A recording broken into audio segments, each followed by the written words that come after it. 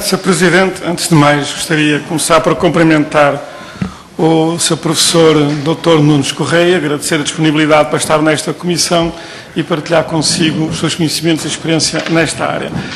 Na sua apresentação foi muito extensa, exaustiva, muito detalhada e esclareceu o seu pensamento relativamente a algumas questões que eu tencionava colocar. Portanto, não vou repetir estas questões, até porque alguns dos deputados que me antecederam já insistiram em algumas dessas questões, para mim estão claras, mas gostava de colocar duas questões em particular e depois fazer uns considerandos relativamente às privatizações. A primeira questão que eu gostava de colocar é a questão da acessibilidade dos cidadãos, de todos os cidadãos, à água e aos serviços de água por um preço acessível.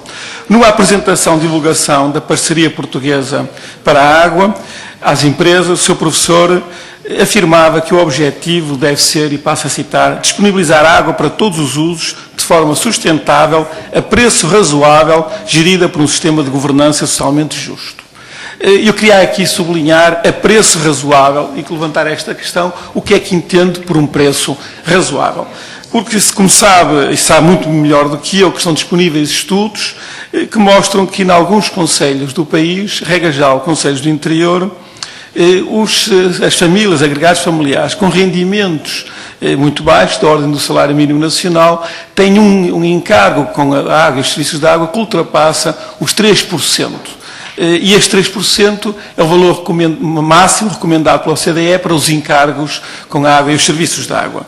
E, portanto, quando falamos, por exemplo, nestes cidadãos de menores recursos, nestes concelhos onde os encargos já chegam aos 4% e até ultrapassam os 4%, teremos alguma dificuldade, provavelmente, em falar para esses estratos da população em preços razoáveis. E a questão que eu gostava de colocar é exatamente os preços razoáveis, o que é que entende e como é que se garante a todos os cidadãos, especialmente aqueles mais fracos de recursos económicos, que não surja uma barreira económica entre eles e a água e os serviços da água. Outra questão que eu lhe gostava de colocar tem a ver também com uma afirmação que o Sr. Professor Doutor proferiu recentemente à Agência Lusa sobre as alterações climáticas. E dizia que as alterações climáticas são um dos grandes motivos de preocupação da sociedade atual e que existem estudos a referir que algumas regiões do país, principalmente a sul do Tejo, podem ser francamente afetadas. E depois referia ainda que é um problema que não é inultrapassável, mas é preciso desde já tomar medidas, construir as infraestruturas adequadas, no sentido de que este problema, num futuro, que não é a curto prazo, mas num futuro a médio e longo prazo, não venha a afetar o país. Portanto, a pergunta que eu lhe colocava é exatamente de que infraestrutura está a falar, como é que elas poderão resolver este problema, embora não seja um problema premente, tínhamos curiosidade em conhecer a sua opinião sobre isto. Relativamente às privatizações, eu tinha também aqui uma afirmação que retirei do Negócios Online, em que o Sr. Professor Doutor dizia que, e passo a citar, o Governo terá dificuldade em vender águas de Portugal. E eu vinha-lhe aqui perguntar isto, mas não vale a pena. O Governo, uma frase atribuída ao Sr. Professor, o Governo terá dificuldade em vender águas de Portugal. Com uma exclamação no fim. E eu vinha perguntar-lhe, pedir-lhe para o Sr. Professor explicar o porquê desta afirmação, mas foi tão claro na sua apresentação sobre as privatizações que já não lhe vou colocar esta questão, porque ficou muito clara. Mas gostava de fazer alguns considerandos, porque o Sr. Professor está aqui, obviamente, como Presidente da Parceria Portuguesa para a Água, e é nesse sentido que está aqui a prestar os esclarecimentos que entendo convenientes e a conversar connosco, mas também não podemos esquecer que foi o Ministro do Ambiente do anterior Governo e o Sr.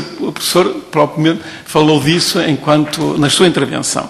Portanto, e não podemos achar reconfortante que o Sr. Professor tenha vindo aqui confirmar aquilo que nós já dizíamos há muito tempo relativamente às privatizações, que a privatização deste setor foi aberta em 93, gradualmente, e depois fez o historial dos diferentes governos, primeiro Cavaco Silva, depois António Guterres, depois Durão Barroso, Santana Lopes, depois José Sócrates, 1 e 2, e agora o atual governo, e dizia que era reconfortante ouvirmos a confirmação daquilo que nós já há muito tempo dizíamos, que a política tem sido a mesma, tem havido uma continuidade, os executantes têm sido diferentes. E referiu, inclusive, que havia aqui um consenso alargado, PSD também alargado, em certos momentos, ao CDS, no sentido de seguir este caminho, que confirmou aqui, foi o caminho da gradual privatização do setor das águas em Portugal, começado em 1993. Relativamente à pergunta que lhe ia colocar, acho que foi muito claro.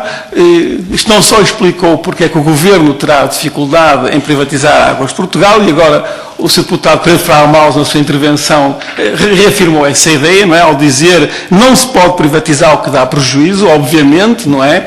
Privatiza-se o que dá lucro, e para isso primeiro é preciso que o Estado ponha os fundos e invista, portanto, socializar os prejuízos, e depois, quando estiver o esquema todo bem montado, privatiza-se. Mas, portanto, o Sr. Professor explicou muito bem porque é que o Governo, PS-PSD, terá dificuldade, e forneceu todas as alternativas, e acho que terá sido muito útil ao PSD e ao CDS as explicações dadas pelo Sr. Professor, que tem uma grande experiência nesta matéria, como podem ir caminhando paulatinamente no sentido da privatização do setor da água, seguindo ao fim e ao cabo aquilo que tem sido uma linha de continuidade desde 1993. Pronto, eu não queria colocar relativamente a esta uma questão, estou esclarecido, mas deixava as outras duas questões sobre a acessibilidade e sobre o futuro das alterações climáticas e que temos que fazer em Portugal para evitar esses problemas. Muito obrigado.